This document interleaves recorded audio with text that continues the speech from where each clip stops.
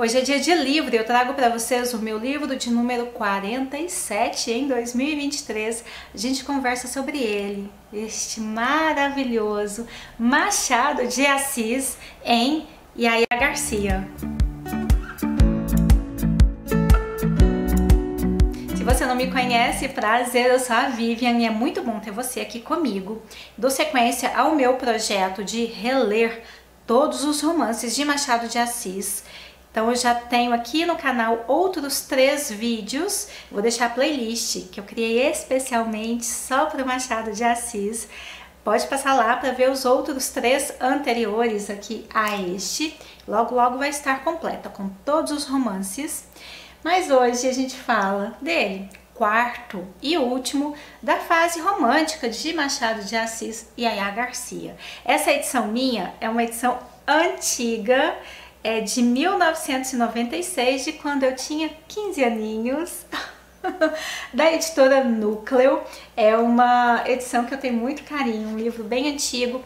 Acredito eu que esse foi o segundo que eu li do Machado. Meu primeiro foi Memórias Póstumas, em 93, aos 12 anos, e eu acho que depois eu comprei esse aqui, Yaya Garcia. Então foi o último da fase romântica dele, foi o meu primeiro, né? Da primeira vez que eu li. Tenho um carinho muito grande por este livro aqui. E aqui a gente vai ter uma história que originalmente foi publicada em folhetins para o Cruzeiro, entre 1º de janeiro até 2 de março de 1878. Imagina, gente, quanto tempo tem, né, desse livro aqui, deste romance, um clássico. E eu fico pensando no sofrimento que era para as pessoas esperarem o próximo folhetim para poder dar sequência na história, né?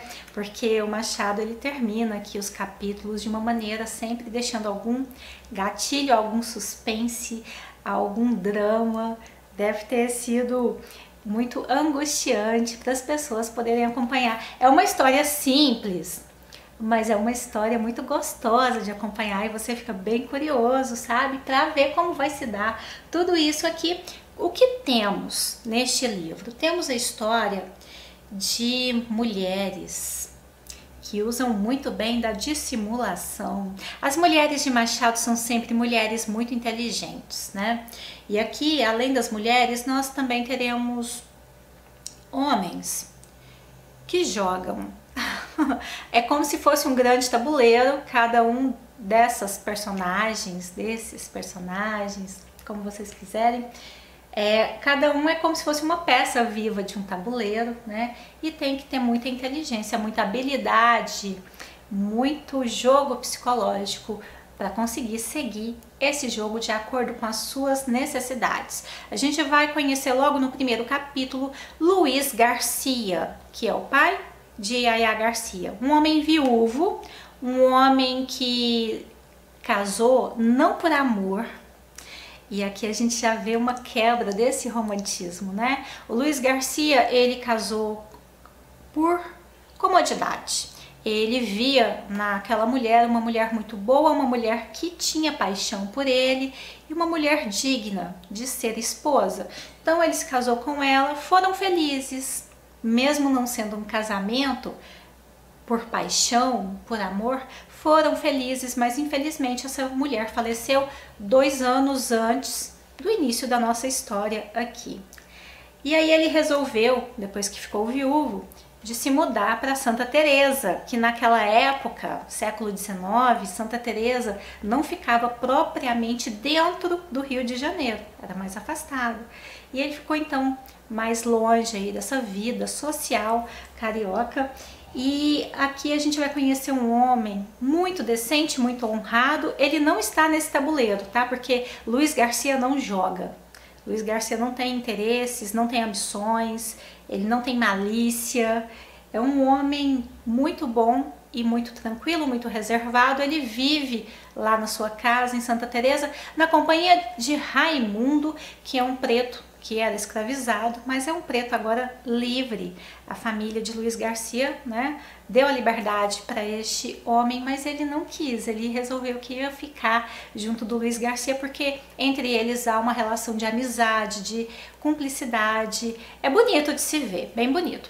E aqui temos Yaya Garcia, que é uma menina de 11 anos que passa a sua semana lá no internato. Então a gente vê isso no início. E aí a Valéria, que é uma senhora viúva de um desembargador, ela tem no Luiz Garcia uma figura de amigo dessa família. Então ela manda ali uma carta, um bilhete para ele pedindo para o Luiz Garcia comparecer lá à casa dela, que ela precisa da ajuda dele.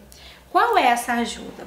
A Valéria, ela tá muito preocupada porque o seu único filho, Jorge, advogado, 24 anos, ele trabalha como advogado mais por vaidade, só para ter o nome dele na lista ali de advogados do Rio de Janeiro, porque ele não precisa trabalhar, mas a vaidade pede.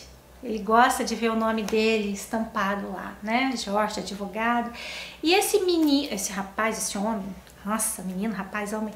Este homem, ele tá muito apaixonado por uma jovem que a Valéria conhece muito bem. Inclusive, Valéria é apaixonada por esta jovem, que é Estela. Só que a Estela, ela é filha do senhor Antunes, que era um homem que trabalhava para o desembargador, no caso, o pai do Jorge, né? E a Valéria, por mais que tenha um carinho imenso por esta Estela, ela não concorda com essa paixão do Jorge por ela. Afinal de contas, eles são de classes sociais distintas, né? E a Valéria não quer ver o filho dela casado com uma menina, uma moça de uma classe inferior. Então, essa condição vai colocar a Valéria numa situação quase que de desespero. Então ela recorre ao Luiz Garcia para que ele ajude a convencer o Jorge a ir para a Guerra do Paraguai. A Valéria está disposta a tudo, até de possivelmente o seu filho morrer nessa guerra, né? Luiz Garcia levanta essa questão e ela fala: não, eu sei que essa possibilidade existe, mas eu prefiro mandar ele para lá. E assim se dá. O Jorge, ele vai para a guerra, ele até fala que ele vai para a guerra porque ele acha essa saída mais nobre para a situação. Ele poderia ir para a Europa, por exemplo, passar um tempo lá, só que ele estaria aproveitando a vida e ele não estaria provando para Estela o tamanho do seu amor por ela. Então ele prefere ir para a guerra porque ele acha muito mais digno sofrer e até morrer por lá. Assim pelo menos ele deixa a mãe dele com peso na consciência e ele mostra para Estela que o amor dele era de fato muito puro. E de fato é. Ele vai para essa guerra, a Valéria fica tranquila e a Valéria, neste meio tempo, vai acontecendo as coisas de modo com que tudo se resolve muito bem para ela. Por quê? Luiz Garcia, ele vai ter mais contato, né? Vai conhecer a Estela. E a Yaya Garcia, esta menina aqui, né, que já tá ali com seus 11, 12 anos, ela vai conhecer a Estela também. A Estela é uma jovem de 18, 19 anos, muito madura, né, muito centrada e uma mulher de muito orgulho. Uma mulher que preferiu usar da dissimulação, ela preferiu fazer o Jorge acreditar que ela não amava ele simplesmente pelo orgulho dela, que é imenso, né? Ela sabia que a Valéria não tinha esse relacionamento com bons olhos e o orgulho dela era maior do que o amor que ela sentia por este rapaz. Então ela fala: não, eu não te amo, você pode mesmo ir pra guerra, sabe?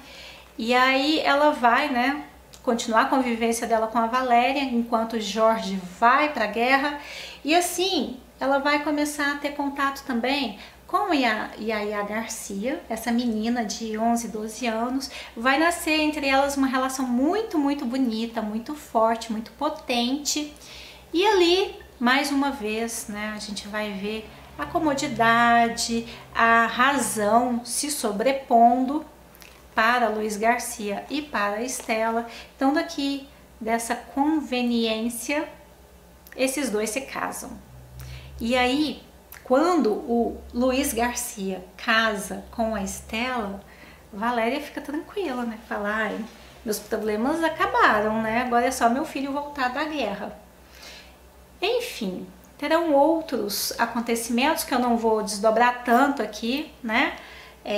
Mas o Jorge volta, e quando ele volta, ele vê esses dois casados, ele sofre, e este sofrimento vai ser também dissimulado, claro, de todas as partes. A Estela também sofre quando ele volta, e ele volta 4 anos depois, né? E aí a Garcia aqui já está o quê? Uma adolescente, uma mulher de 17 anos, muito inteligente, muito vaidosa, muito alegre, uma menina carismática. A Estela tem uma relação de mãe com a Yaya Garcia, e eles vivem ali. Aí vem o Jorge para dar uma movimentada, né? Depois que ele regressa dessa guerra do Paraguai, ele começa a frequentar essa casa, não por livre e espontânea vontade. Vocês vão entender lendo aqui quais são as motivações do Jorge frequentar essa casa, né? E aí a gente vai ver uma movimentação ainda maior de jogos psicológicos e tudo mais aqui. A Yaya Garcia, ela de início, ela tem quase que assim uma indiferença pela imagem do Jorge, depois essa indiferença passa para um desprezo, e depois esse desprezo passa para uma amizade. Mas as circunstâncias que se dão, essas mudanças de Yaya Garcia com o Jorge, aí você vai ter que ler, né, para entender isso aqui. Mas o fato é que o Jorge vai ficar dentro dessa amizade de uma maneira que isso vai mudar também para um outro sentimento. O que vai acontecer, hein? Aí a gente precisa falar também de um outro personagem que vai entrar depois que o Jorge regressa da Guerra do Paraguai. A gente vai ter um outro personagem aqui que é muito interessante, que é o Procópio Dias. O Procópio, ele também esteve na guerra, tá? Ele é um homem que ficou rico com essa guerra, e tem umas questões de moral aqui que dão margens a diferentes interpretações. Há quem diga que Procópio Dias era um homem homossexual. Será que Procópio Dias era gay? Aqui tem uns textos, quando vai apresentar o Procópio pra gente, o Machado sempre faz isso, né? Quando ele vai apresentar um personagem, ele coloca ali as suas características físicas, emocionais. Eu vou ler um pouquinho para vocês entenderem. Tinha 50 anos esse homem, uns 50 anos ainda verdes e prósperos. Não usava barba, ele próprio a fazia com o maior esmero. Via-se que era homem abastado.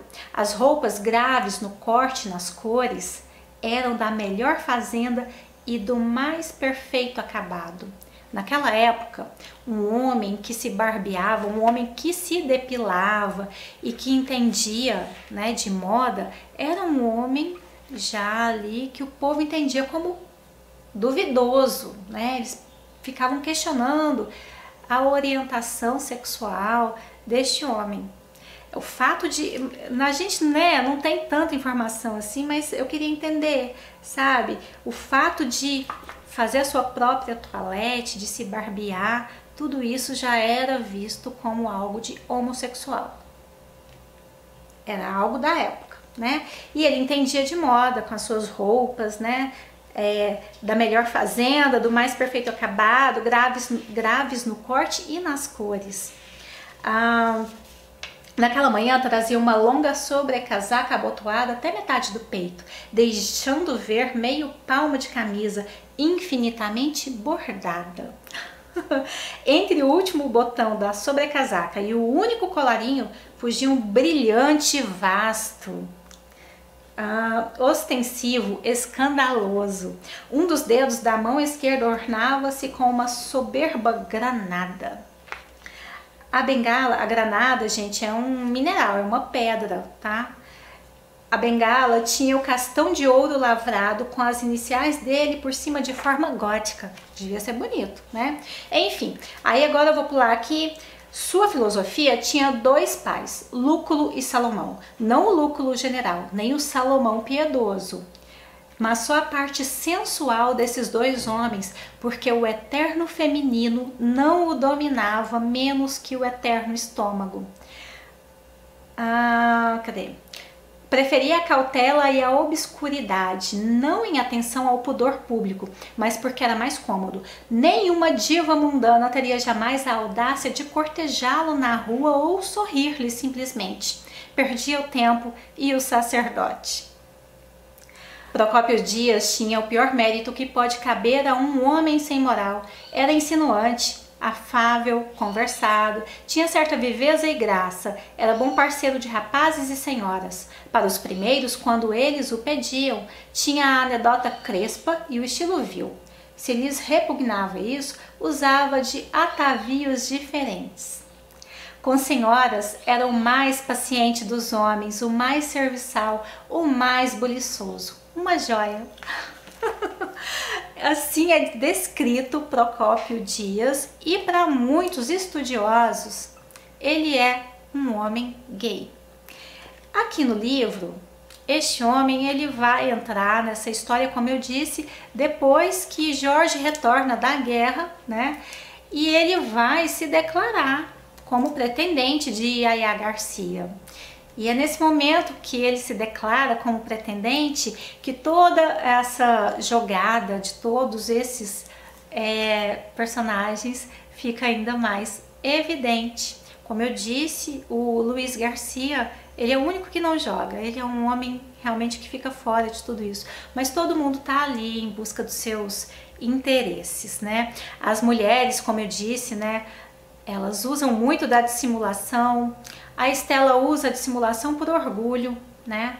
Ela sabe que não seria benquista como nora por Valéria, e ela também não queria mais ficar devendo favores. Já basta o senhor Antunes, o pai de Estela, que deve tantos favores a essa família, né? A Valéria vai usar da dissimulação pela questão do prestígio social, para manutenção, né, desse prestígio social. E a Yaya Garcia vai ser extremamente dissimulada também. A gente vai conhecer esse traço dela de uma maneira muito interessante. As jogadas vêm aos poucos, ela é muito perspicaz, ela é muito astuta, ela observa e vai pegando os acontecimentos ali. E ela vai descobrir coisas do passado. E ela vai se atentar a isso e ela vai se movimentar dentro desse tabuleiro a fim de corrigir esses acontecimentos do passado. A Yaya Garcia, ela tem uma dissimulação que vem muito da vaidade, muito do ego. Vai ficar muito claro isso aqui. Principalmente num diálogo que ela tem com uma senhora que é deficiente, Maria das Dores. Elas vão ter um diálogo e a Yaya Garcia vai soltar uma frase que vai ficar bem claro qual é o tipo de caráter que essa menina tem. Eu não vou dar spoilers até aqui, né?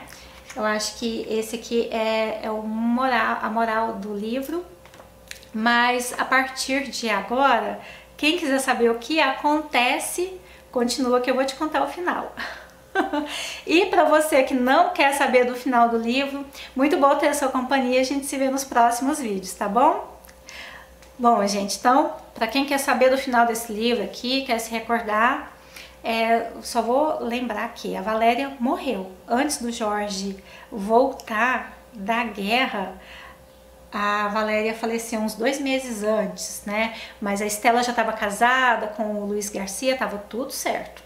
E a Yaya Garcia, em um determinado momento, ela vai perceber que a Estela foi o grande amor de Jorge, uma vez que o Jorge era confidente, o Luiz Garcia, né, era confidente do Jorge. Ele mandava cartas pro Luiz Garcia enquanto ele estava na guerra. E aí um dia estão os três, Estela, Yaya Garcia e o Luiz Garcia, lá no escritório.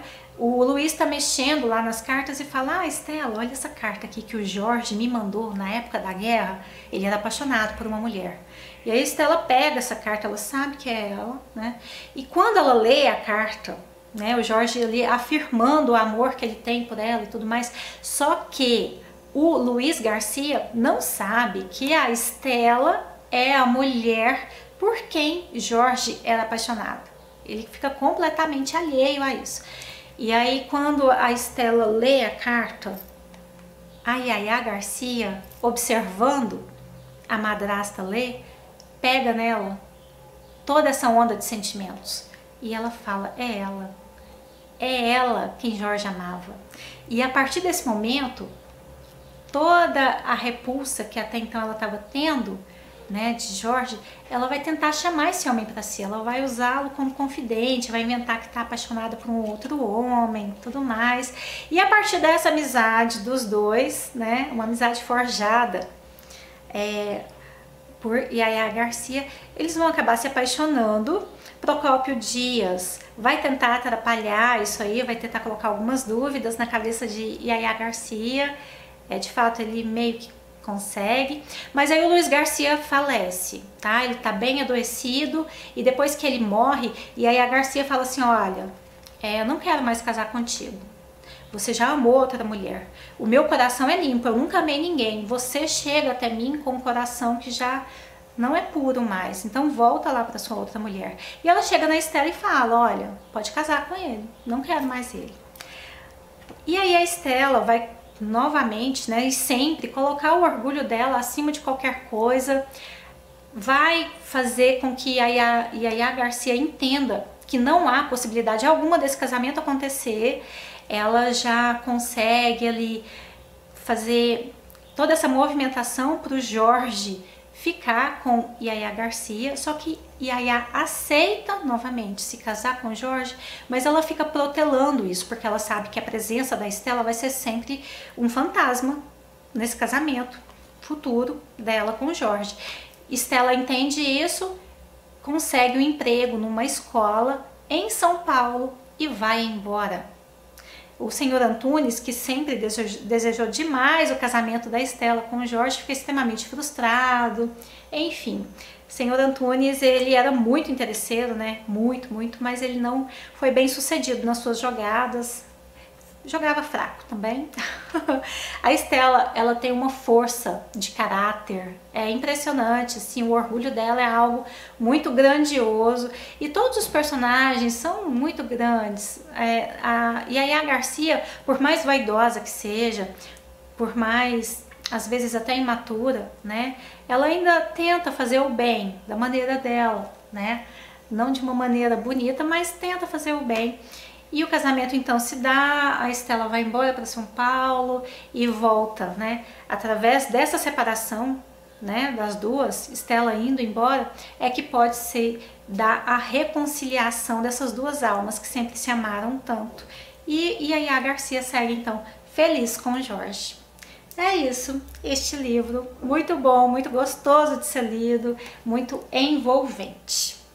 Gostaram? Se você gostou aí de relembrar, porque eu imagino que se você ficou aqui até o final é porque você está relembrando, né? Se você gostou, deixa o seu like, comenta, compartilha. Eu espero você nos próximos vídeos. Beijo, tchau!